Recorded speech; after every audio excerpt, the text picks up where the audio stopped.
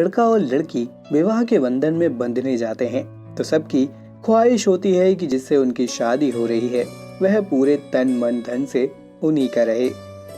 लेकिन क्या आप जानते हैं कि आपसे शादी करने से पहले ही आपकी पत्नी अन्य 3 लोगों से शादी कर चुकी होती है।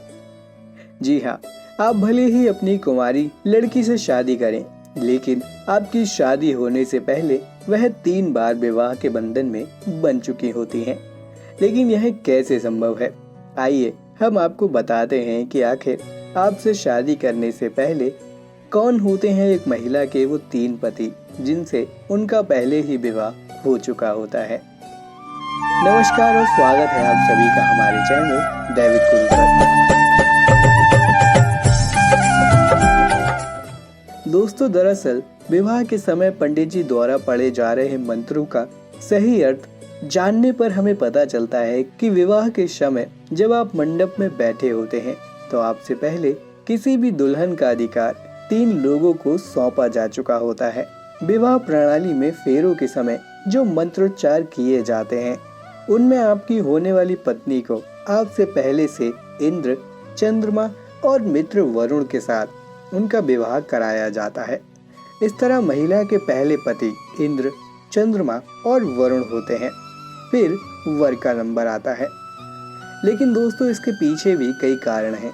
दरअसल वैदिक परंपरा के अनुसार एक महिला को 4 पति रखने का अधिकार दिया गया है, लेकिन इससे समाज में फैलती अव्यवस्था को देखकर ऋषि श्वेतकेतु ने इस रिवाज को शुरू किया कि वह विवाह के दौरान महिला का विवाह देवों से करा दिया जाए।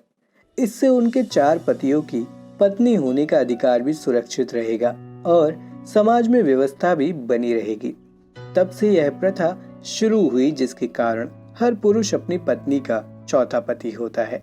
दोस्तों, इस विवाह प्रथा के शुरू होने के पीछे भी कारण है। दरअसल वर्तमान विवाह प्रणाली के निर्माता उद्दालक ऋषि के पुत्र श्वेतकेतु थे।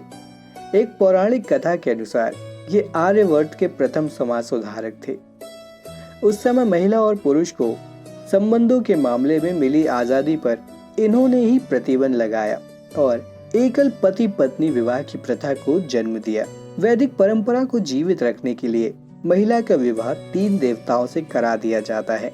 इनमें सबसे पहले किसी भी कन्या का पहला अधिकार चंद्रमा को सौंपा जाता है। इसके बाद विशर्वा वसु नाम के गंधर्व को और तीसरे नंबर पर अग्नि को कन्या का अधिकार सौंपा जाता है। आखिर में कन्या का अधिकार उसके पति को सौंपा जाता है। तो अब आपको पता चल ही गया होगा कि आपसे पहले आपकी पत्नी के 3 पति कौन कौन से हैं।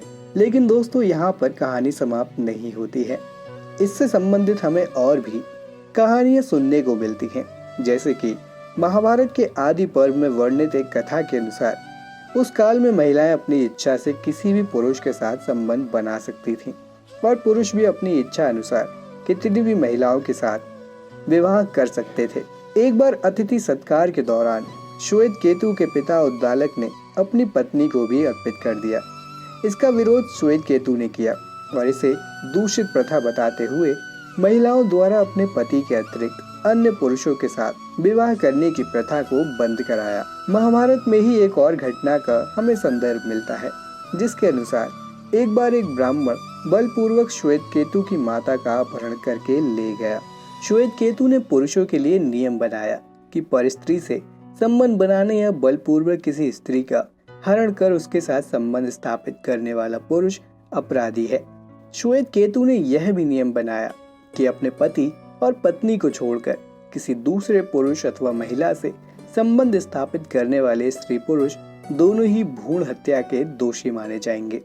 इस दोष से बचने के लिए इन्हें पति और पत्नी धर्म का पालन करना होगा, क्योंकि महाभारत काल में केवल एक स्त्री के केवल 4 पति हो सकते थे, लेकिन द्रौपदी के 5 पति थे और उन्हें पांचाली कहा जाता था। तो दोस्तों, अब आपको समझ में आ ही गया होगा कि आपकी पत्नी के वह 3 पति और कौन कौन से होते हैं। आशा करते हैं कि आपको यह वीडियो ज्ञानवर्धक लगा होगा। यदि वीडियो आपको पसंद आया हो तो लाइक और शेयर करें, चैनल को सब्सक्राइब करें और जुड़े रहें हमारे चैनल दैविक गुरु के साथ। तब तक के लिए आप सभी का धन्यवाद।